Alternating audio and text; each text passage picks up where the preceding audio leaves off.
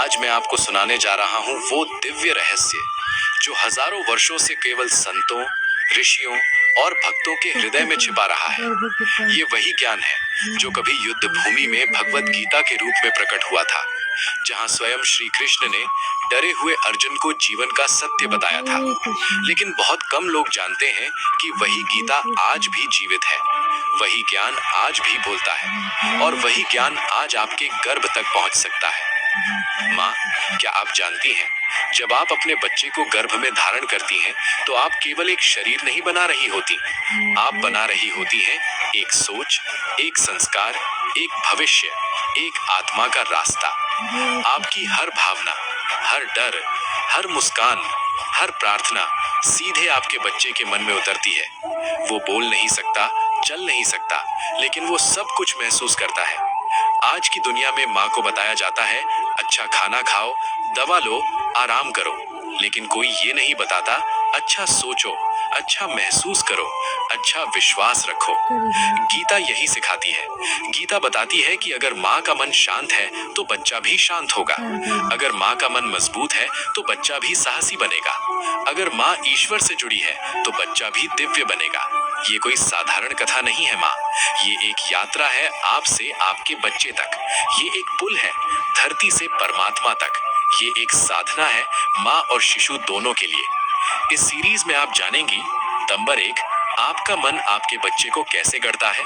Number 2, आपका डर कैसे उसे कमजोर बना सकता है। नंबर 3, आपकी भक्ति कैसे उसे तेजस्वी बना सकती है। नंबर 4, आपकी प्रार्थना कैसे उसका कवच बनती है। जब माँ बदलती है तब पीढ़ियां बदलती हैं। इतिहास गवाह है, महान आत्माएं हमेशा महान माताओं की कोख से जन्मी है। क्यों? क्योंकि उन माताओं ने अपने गर्भ को मंदिर बनाया था, उन्होंने अपने मन को गंगा बनाया था, उन्होंने अपने विचारों को मंत्र बनाया था। और यही काम आप भी कर सकती हैं।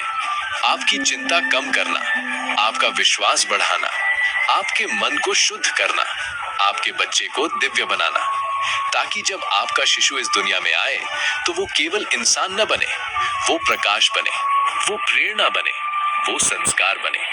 माँ, ये यात्रा आसान नहीं होगी। इस रास्ते में आएगा डर, थकान, अकेलापन, आंसू, लेकिन गीता कहती है, जो विश्वास करता है वो कभी अकेला नहीं होता।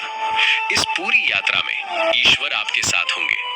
क्या आप जानती हैं माँ, आपके गर्भ में पल रहा शिशु केवल शरीर नहीं बना रहा, वो आपकी भावनाएं, विचार और प्रार्थनाएं भी अपना रहा है। जिस दिन श्री कृष्ण ने अर्जुन को गीता का ज्ञान दिया था, उसी दिन उन्होंने भविष्य की माताओं को भी आशीर्वाद दिया था।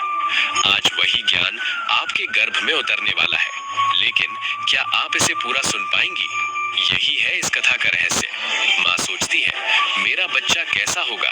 गीता कहती है, आत्मा न जन्म लेती है न मरती है, बच्चा केवल शरीर नहीं, एक दिव्य यात्रा है। इस अध्याय में माँ समझती है, मेरा शिशु ईश्वर का भेजा हुआ एक संदेश है।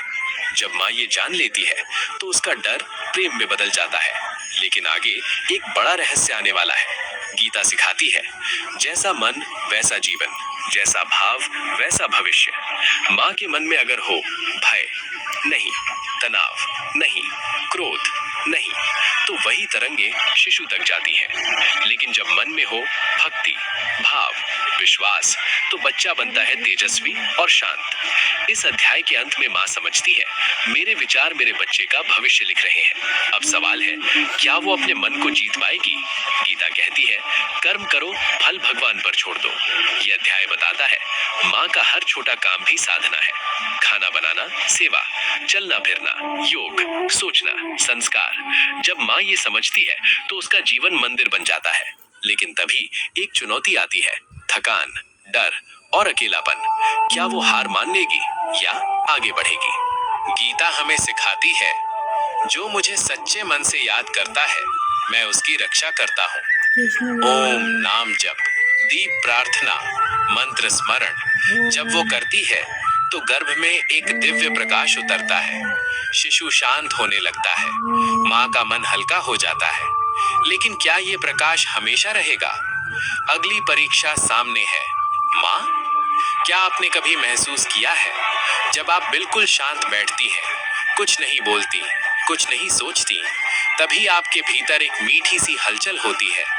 गीता कहती है, मौन में ही आत्मा की आवाज सुनाई देती है। इस अध्याय में माँ सीखती है, रोज कुछ समय मौन रखना, मोबाइल से दूर रहना, आंखें बंद करके सांस सुनना। जब माँ ऐसा करती है तो गर्भ में शिशु भी शांत हो जाता है, उसका मन स्थिर होने लगता है। लेकिन तभी एक सवाल उठता है, क्या इस मौन में कोई संदेश छुपा है? क्या बच्चा कुछ कहना चाहता है? अब माँ के जीवन में कुछ बदलने लगता है, उसे अलग अलग सपने आने लगते हैं, कभी उजाला, कभी मंदिर, कभी कोई दिव्य आवाज, कभी रोशनी से भरा बच्चा।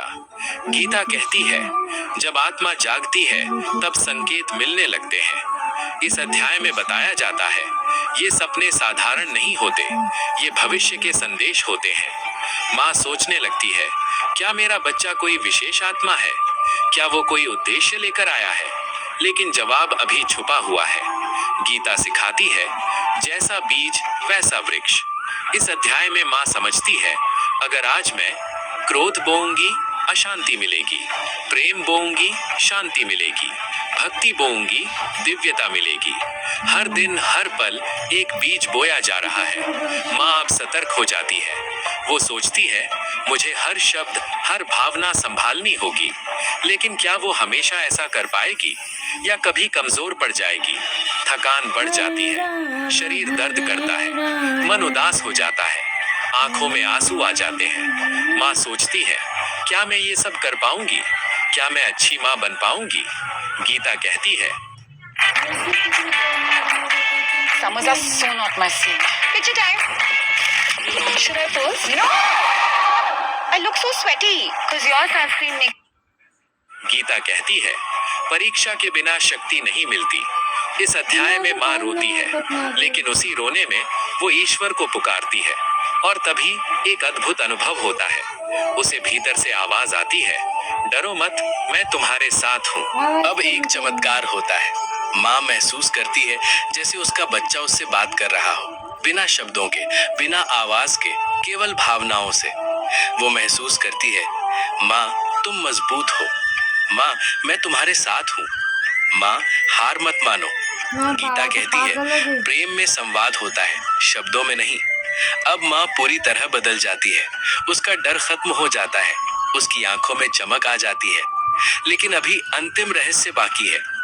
एक रात माँ ध्यान में बैठी होती है, तभी उसे अनुभव होता है जैसे कोई दिव्य प्रकाश उसके गर्भ से निकल रहा हो, और एक आवाज आती है, माँ मैं वादा करता हूँ, मैं अच्छा इंसान बनूंगा, मैं धर्म के रास्ते पर चलूंगा, मैं तुम्हारा मान रखूंगा।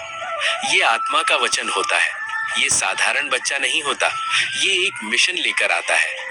अब माँ स्वयं से वादा करती है, मैं हार नहीं मानूंगी, मैं शिकायत नहीं करूंगी, मैं विश्वास नहीं छोड़ूंगी, मैं अपने बच्चे को प्रकाश दूंगी।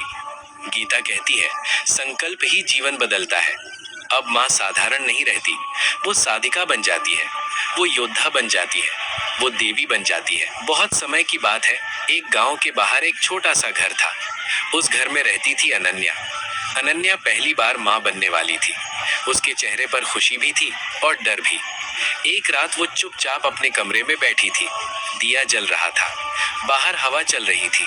तभी उसे लगा जैसे किसी ने उसके कान में धीरे से कहा, माँ मुझे सुनो। अनन्या डर गई, कमरे में कोई नहीं था, फिर भी आवाज आई, माँ मैं तुम्हारे भीतर हूँ। उस रात अनन्या सो नहीं पाई। अगले दिन अनन्या अपनी दादी के पास गई। दादी ने मुस्कुराकर कहा, बेटी तुझे आत्मा की आवाज सुनाई देने लगी है। फिर दादी ने एक पुरानी संदूक खोली, उसमें से एक ग्रंथ निकाला, कहा, इसमें जीवन का रहस्य छुपा है। वो थी गीता। दादी बोली, जो माँ इसे समझ लेती है उसका बच्चा साधारण नहीं होता। अनन्या ने उसी दिन से पढ़ना शुरू किया, लेकिन उसे नहीं पता था अब उसकी जिंदगी बदलने वाली है। कुछ दिनों बाद अनन्या महसूस करने लगी, जब वो प्रार्थना करती तो बच्चा हलचल करता, जब वो रोती तो गर्भ भारी हो जाता, जब वो मुस्कुराती तो भीतर शांति फैल जाती। एक रात ध्यान करते हुए उसने देखा, सपने में एक तेज प्रकाश। उस प्रकाश से आवाज आई, माँ तुम्हारे विचार मेरे पंख हैं। अनन्या कांप उठी, क्या ये सपना था या कोई संकेत। समय बीतने लगा। अब अनन्या को दर्द रहने लगा, कमजोरी बढ़ गई, डर बढ़ गया। एक दिन वो रो पड़ी, मैं नहीं कर पाऊंगी, मैं टूट रही हूँ। तभी भीतर से आवाज आई, माँ मत हारो, अगर तुम टूटी तो मैं भी टूट जाऊंगा। अनन्या सन्न रह गई। उसने पहली बार अपने पेट पर हाथ रखा और बोली, नहीं, मैं मजबूत बनूंगी। और उसी दिन उसने व्रत लिया, अब शिकायत नहीं करेगी। अब अनन्या को रोज सपने आने लगे। कभी वो अपने बच्चे को मंदिर में देखती, कभी किसी को रोशनी में चलते, कभी किसी को लोगों की मदद करते। एक सपना सबसे अलग था। उसमें एक दिव्य स्वर बोला, ये आत्मा सेवा के लिए आई है। अनन्या डर गई। मेरा बच्चा अलग क्यों? उत्तर मिला, क्योंकि तुमने अपना गर्भ मंदिर बना दिया। रहस्य और गहरा हो गया। 8वां महीना आया। डॉक्टर ने कहा, कमजोरी ज्यादा है, सावधान रहो। अनन्या घबरा गई। रात को बुखार आया, सांस भारी हुई। उसने रोते हुए कहा, भगवान मेरे बच्चे को बचा लो। तभी उसे लगा जैसे किसी ने उसके माथे पर हाथ रखा हो और भीतर से आवाज आई, माँ अब तुम्हारी परीक्षा है। वो रात जैसे सालों की लग रही थी। अगली सुबह अनन्या को शांति मिली। उसने ध्यान में बैठकर कहा, बेटा अगर तू ठीक है तो संकेत दे। अचानक गर्भ में हल्की सी हलचल हुई। फिर एक भाव आया, माँ मैं सुरक्षित हूँ, पर तुम्हें मजबूत रहना होगा। उस दिन अनन्या बदल गई। अब वो डरती नहीं थी, वो साधिका बन गई थी। 9वें महीने की एक रात अनन्या ने ध्यान में देखा, एक उज्जवल आत्मा उसके सामने खड़ी है।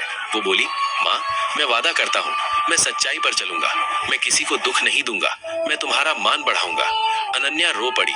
उसने कहा, मैं भी वादा करती हूँ, तुझे कभी गलत रास्ते पर नहीं जाने दूंगी। वो क्षण अमर हो गया। फिर वो दिन आया, प्रसव पीड़ा शुरू हुई। दर्द असहनीय था, लेकिन अनन्या मंत्र जप रही थी, मैं मजबूत हूँ, मेरा बच्चा दिव्य है। अचानक एक तेज रोशनी का अनुभव हुआ और रोने की आवाज गूंजी। बच्चा जन्म ले चुका था। डॉक्टर बोले, ऐसा शांत बच्चा हमने कभी नहीं देखा। अनन्या मुस्कुराई। सालों बाद वो बच्चा बड़ा हुआ, दयालु था, सत्यवादी था, सेवा भावी था। एक दिन उसने माँ से पूछा, माँ क्या तुमने मुझे जन्म से पहले कुछ सिखाया था? अनन्या ने गीता दिखाकर कहा, हाँ बेटा, मैंने तुझे आत्मा से गढ़ा था। बच्चा बोला, तभी मैं अलग हूँ। रहस्य पूरा हुआ। बच्चे का नाम रखा गया आरव। आरव बचपन से ही अलग था। जब दूसरे बच्चे रोते वो शांत रहता, जब दूसरे लड़ते वो मुस्कुरा देता। अनन्या कई बार सोचती, मेरा बेटा इतना शांत क्यों है, इतना समझदार कैसे? एक रात उसने सपना देखा, उसमें वही दिव्य प्रकाश था और आवाज आई, माँ समय आने वाला है। अनन्या डर गई। कौन सा समय? किस बात का समय? एक दिन आरव स्कूल से लौटा। उसकी आंखें गीली थी। अनन्या ने पूछा, क्या हुआ बेटा? आरव बोला, माँ आज एक बच्चा गिर गया था, सब हंस रहे थे, लेकिन मुझे बहुत दर्द हुआ। अनन्या चौंक गई। तुझे कैसे दर्द हुआ? आरव बोला, माँ मुझे लगा जैसे मैं ही गिर गया। उस रात अनन्या सो नहीं पाई। क्या उसका बेटा दूसरों का दुख महसूस कर सकता है? मैदान हो या जिंदगी, छोटी से छोटी तैयारी ही देती है प्रोटेक्शन, और प्रोटेक्शन ही देता है भरोसा। जैसे LIC की बीमा लक्ष्मी, एक खास प्लान सिर्फ महिलाओं के लिए, जहाँ छोटी बचत दे बड़ी सुरक्षा, ताकि वो रहे हर पल के लिए रेडी। LIC बीमा लक्ष्मी, रखे हर पल के लिए रेडी।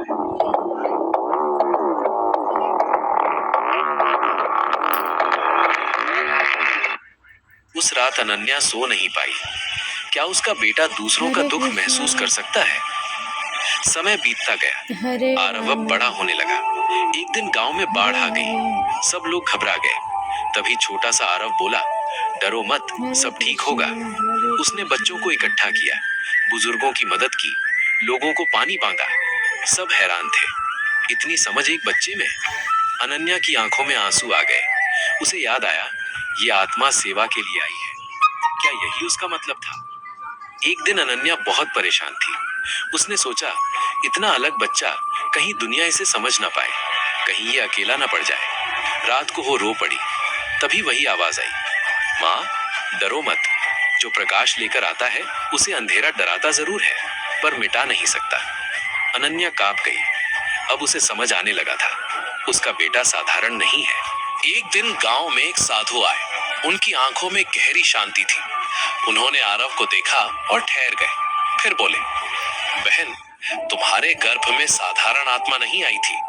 अनन्या चौंक गई। क्या मतलब महाराज? साधु बोले, इस बच्चे ने जन्म से पहले साधना की है। ये कई जन्मों का यात्री है। तुम भाग्यशाली हो। अनन्या के हाथ कांपने लगे। तो क्या उसकी कहानी सच थी? उस रात अनन्या ने संदूक खोली।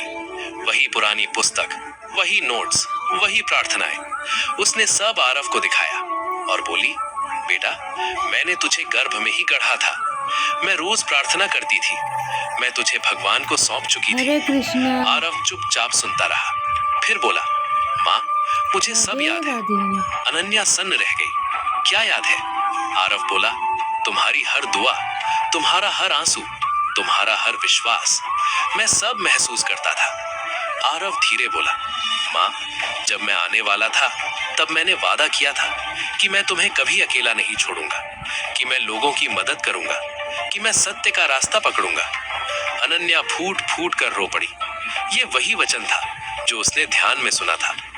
अब आरव किशोर हो गया था। एक दिन उसे शहर जाने का मौका मिला। बड़ी पढ़ाई, बड़ा नाम, बड़ी दुनिया। सब बोले अब ये बदल जाएगा। अनन्या डर गई। क्या दुनिया उसका बेटा छीन लेगी? जाने से पहले आरव बोला, माँ, मैं जहां जाऊंगा तेरी सीख मेरे साथ जाएगी। मैं कभी अपना रास्ता नहीं भूलूंगा। लेकिन क्या वो सच में निभा पाएगा? शहर में आरव को कई लालच मिले, पैसा, नाम, अहंकार। कई बार वो डगमगाया, लेकिन हर बार उसे माँ की आवाज सुनाई देती, डरो मत, सच के साथ चलो। वो रुक जाता, फिर आगे बढ़ता। अनन्या गांव में बैठकर रोज प्रार्थना करती। दोनों जुड़े थे, बिना देखे, बिना बोले। प्रिय माँ, आप जो आज सोचती हैं वही कल चलता है। आप जो आज बोती हैं वही जीवन भर कटता है। आपका गर्भ केवल शरीर नहीं बनाता, वो भविष्य बनाता है। ये कहानी अनन्या की नहीं है, ये आपकी कहानी हो सकती है। अगर आप आज अपने मन को पवित्र करेंगी तो कल आपका बच्चा दुनिया को रोशन करेगा। याद रखिए, गर्भ में दिया गया संस्कार पूरी जिंदगी का आधार बनता है। हम आशा करते हैं कि आपको ये वीडियो अवश्य पसंद आया होगा। वीडियो को लाइक और शेयर करके कमेंट में जय श्री राधे कृष्ण लिखना ना भूलें और ऐसे ही ज्ञानवर्धक वीडियो पाने के लिए हमारे चैनल को सब्सक्राइब करके घंटी का बटन